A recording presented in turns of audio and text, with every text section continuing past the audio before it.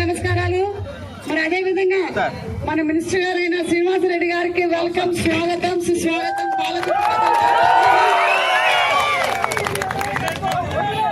ఈ రోజు ఇక్కడ మన తెలంగాణ తల్లిని నిర్మించుకోవడం చాలా సంతోషంగా ఉంది.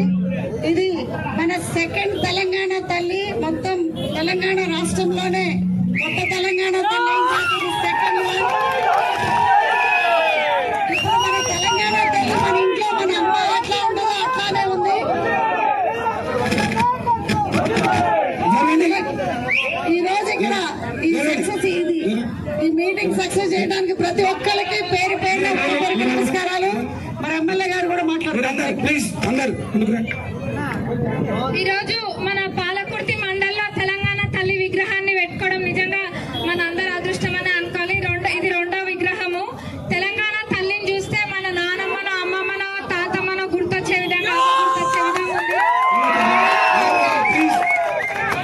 ఆ మెడలో కంట అవన్నీ. మరి ఈ తెలంగాణ తల్లి విగ్రహ ఆవిష్కరణకి ఇక్కడికి వచ్చినందుకు గౌరవ మంత్రివర్యులు పొంగులేటి శ్రీనన్నకి పాలకుర్తి నియోజకవర్గ ప్రజలు స్వాగతం అని తెలియజేస్తున్నా. శ్రీనన్న ఎప్పుడన్నా అన్న అంటే నేనున్నా అంటారు. ఏ సమస్య తీసుకెళ్ళినా కానీ వెంటనే దాని పరిష్కారం చూస్తారు. అంటే పోయిన వెంటనే అదే సమస్య అయినా కానీ అది సంబంధిత వాళ్ళతోటి మాట్లాడి అది తీరే విధంగా చూస్తారు. అన్న నియోజకవర్గ ప్రజల మేమందరం కూడా మీకు ఎప్పుడు కూడా రుణపడి ఉంటాం అన్న. పాలకుర్తి ప్రజలందరూ కూడా ఈ రోజు మీరు రావడంతో ఇంకా రెట్టింపు సంతోషంతో ఉన్నారు అందరూ కూడా. మరి ఇది పాలకుర్తి నియోజకవర్గం ఎంతో పోరాడి మన కాంగ్రెస్ వచ్చిందన్న. ఇక్కడ ఇంకా కూడా వీళ్ళందరూ ప్రతి దానికి ఇప్పటికీ కూడా ఎప్పుడైనా కాంగ్రెస్ పార్టీనే నెక్స్ట్ కూడా ఇక్కడ జరగబోయే లోకల్ బాడీ ఎలక్షన్స్ లో కూడా జెడ్పీటీసీ, ఎంపీటీసీ అన్ని మిగతావన్నీ కూడా కాంగ్రెస్ సర్పంచ్లు అన్ని ప్రతి దగ్గర కాంగ్రెస్ గెలుపు ఖాయమన్నా.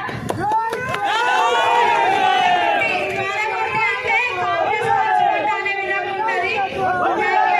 ఇక్కడికి వచ్చి మా అందరినీ ఇంకా సంతోషంగా చేసినందుకు థ్యాంక్ యూ అన్న.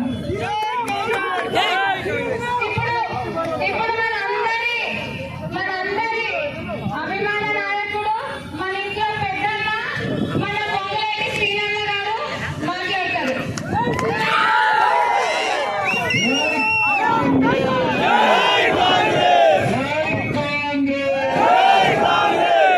ఈరోజు పెద్ద ఎత్తున తెలంగాణ తల్లి విగ్రహాన్ని ఏర్పాటు చేసి ఒక అద్భుతమైన కార్యక్రమాన్ని ఏర్పాటు చేసిన స్థానిక శాసనసభ్యురాలు సోదరిమణి యశస్విని రెడ్డి గారికి, మా అక్క ఝాన్సీకు, ఈ కార్యక్రమంలో పాలు పంచుకుంటున్న నా కుటుంబ సభ్యులైన కాంగ్రెస్ పార్టీ వివిధ హోదాల్లో ఉన్న నాయకులందరికీ, మీడియా మిత్రులకు కూడా మనస్ఫూర్తిగా హృదయపూర్వక నమస్కారం. ముందుగా మీ అందరికీ తెలంగాణ రాష్ట్ర అవతరణ దినోత్సవ శుభాకాంక్షలు రాష్ట్ర ప్రభుత్వ పక్షాన నా పక్షాన మీ అందరికీ తెలియజేస్తూ, 10 సంవత్సరాలు ఆనాటి ప్రభుత్వం తెలంగాణ రాష్ట్రాన్ని సాధించుకొని అధికారంలో ఉన్నప్పుడు కళ్ళకి పొరలు వచ్చి కనీసం తెలంగాణ తల్లిని అఫీషియల్ గా డిక్లేర్ చేయని దుస్థితిలో ఆనాటి ప్రభుత్వం ఏర్పాటు చేసుకుని రాజరికాన్ని పరిపాలించుకున్నారు. మన ఇందిరమ్మ ప్రభుత్వం ఏర్పడిన తర్వాత ఈ తెలంగాణ రాష్ట్రాన్ని ఇచ్చింది తెచ్చింది కాంగ్రెస్ పార్టీ. ఆనాడు శ్రీమతి సోనియా గాంధీ గారి దీవెనలతో స్వర్గీయ మన్మోహన్ సింగ్ గారి ప్రధానమంత్రిగా ఆశీస్సులతో ఈ తెలంగాణ రాష్ట్రాన్ని ఆనాడు తెచ్చుకున్నాం, ఇచ్చారు. కానీ మాయ మాటలు చెప్పి 2 పర్యాయాలు అధికారాన్ని అనుభవించినట్టే అనుభవించారు. కానీ తెలంగాణ సాంగ్ని కానీ తెలంగాణ తల్లిని కానీ పీజీఏని పదాన్ని కానీ ఉచ్చరించడానికి కూడా ఆనాటి ప్రభుత్వాలకి నోరు రాకపోవడం, ఆలోచన రాకపోవడం దురదృష్టకరం.